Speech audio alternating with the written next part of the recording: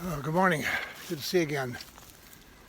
Nice of you to join me up here in the hill, or up here in the beautiful mounds area, out to the sun, and then just over the hill there is Blue Mounds Park. Well, I think I'll take a sit down here and just kind of rest a bit. A couple things on my mind this morning. I recently read a book on astrophysics, and needless to say, my mind was both stunned and numbed by the concepts and the ideas of this enormous, absolutely humongous universe in which we reside. And the fact there might be other ones parallel to us, that adds to it all. But one thing that the author talked about was this little blue dot on the Milky Way, on the far end of the Milky Way, in which we reside. We human persons, we Homo sapiens. And we have this wonderful Earth here. And we might be, though they tell us there are probably a million other life supportable solar systems out there, but we can't find one yet. It's too far away. So even though they might be out there, probably in our lifetime, or maybe even the lifetime of this world, we will never have the technology to contact them. Or if they were to contact us, the technology would be millions of years old because it took that long to travel across the universe. So that leaves me with something very, very troubling, comforting at the same time, that we might be unique. That we might be unique in the universe. Wow. What's that all about? What does that mean for us? And I know that, we seem to be a contentious people. We seem to argue a lot. And we don't really have any good rules. I think with social media today, a lot of those rules about civil discourse have sort of been thrown out the window.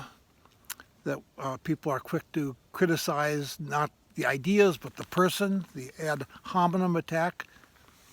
And I find that troubling in my age set. That if we are going to disagree, that we can do this respectfully, considering each other's position, and deciding not to take the other's position, not disparage and hate them for that. That's a challenge, and it's my challenge as well. And so I think the question, and I think we will emerge a better people out of this pandemic, the question before us ought to be, how now shall we live? Having learned this, having gone through this experience collectively, having gone through all the arguments and the disarray and the discomfort, what do we learn? And how will we incorporate that into our life in the coming future?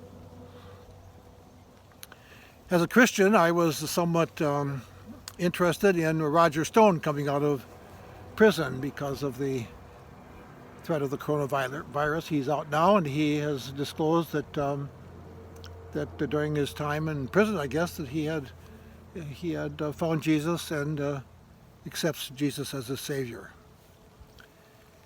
And for my side of Christianity, that's only the start. Accepting Jesus. Okay. Accepting the salvation, but what about the action? What about our need to be like Jesus? So I think when someone says, I have found Jesus, or I have become a Muslim, or I become a Hindu, or a Buddhist, or a Sikh, that those caring people around them understand that this is a process in community. And the real question before the new convert, the person who stands up and says, this is what I believe, is to say, this is how I'm going to now live. and for those around us who have known us before faith and known us after faith, ought to be able to say, yeah, he has become a better person as a result of his faith. We certainly don't want to say he's become a worse person. And it's a slow process.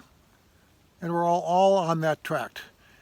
Despite what your belief set is, the question is, how do your beliefs now inform you and I as to how we shall live? How do we move forward? So ponder that one today, and I'm going to finish my walk here with my trusty dog Mocha, who is here. Yes, good to see you this morning. See all the folks out there, Mookie? Okay, that's right. Okay, good. All right, God bless you. Take heart. Be kind.